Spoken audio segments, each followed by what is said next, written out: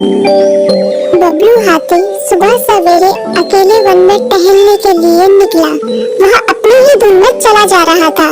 लगता था उसके दिमाग में कोई उलझन है जिसे वह सुलझाने की कोशिश कर रहा था। सड़क पर आगे बढ़ते ही उसके सामने चीकू खरगोश भागा। बबलू का पैर उसके ऊपर पड़ने ही वाला था कि चीकू जोर से चिल्लाया। उसकी आवाज सुनकर बबलू ने अपना पैर पीछे खींच लिया। कहाँ खोए हो बबलू भाई? कहीं नहीं, बस कुछ ऐसे ही सोच रहा था। किस बारे में?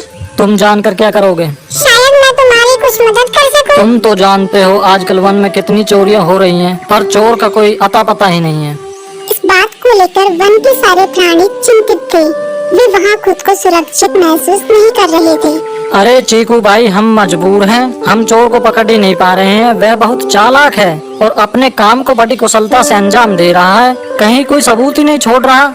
हमारे राजा इस बात को लेकर बहुत चिंतित हैं। यही कारण है कि हम सब इस बारे में सोच रहे हैं। अब तुम मेरी इसमें क्या मदद कर सकते हो? मैं कुछ सोचता हूँ, हो सकता है मुझे कोई उपाय सूझ जाए। प्रयास करने में कोई हर्ज तो नहीं है। तुम ठीक कहते हो चीकू, लेकिन वन के गुप्तचर भी अभी तक इसका कोई हल नहीं निकाल सके। इतना कहकर वे चुप हो गए। बबलू की बातों ने चीकू को सोचने के लिए मजबूर कर दिया। चीकू को उदास देखकर बबलू बोला, तुम अपना मन छोटा मत करो। मुझे अच्छा लगा कि तुमने मेरी परेशानी को समझा। कभी मैं भी इस वन के लिए गुप्तचर का काम करता था। एक बार मेरी टांग टूट जाने से मेरे अंदर फुर्ती नहीं रही। तब से मैंने यह काम छोड़ दिया।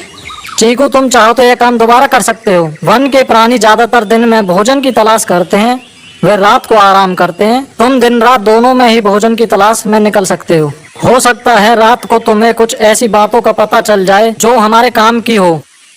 हाँ बबलू, तुम ठीक कहते हो। मैं आज रात को वन में घूमकर इस बात का पता करने की कोशिश करता हूँ। थोड़ी देर बातें करके चीकू अपने बिल की ओर बढ़ गया और बबलू अपने रास्ते चला गया। चीकू के दिमाग में अभी तक बबलू की कई बातें घूम रही थी। उसे समझ नहीं आ रहा था वह बबलू की मदद कैसे करे। दिन भर वह उसी उधेड़-बुन में लगा रहा।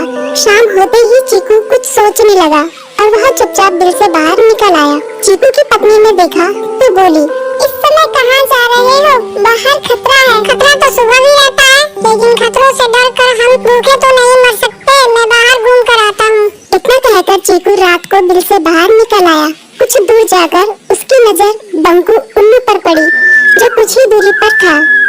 वह पेड़ की डाल पर बैठा अपनी गर्दन चारों तरफ घुमा रहा था।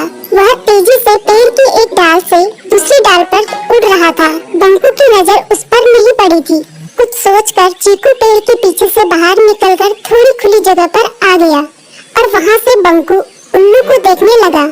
बंकू ने चीकू को अंधेरे में भी देख लिया, पर उसने उसमें कोई उत्सुकता नहीं दिखाई और अपनी गर्दन चारों ओर घुमाता रहा।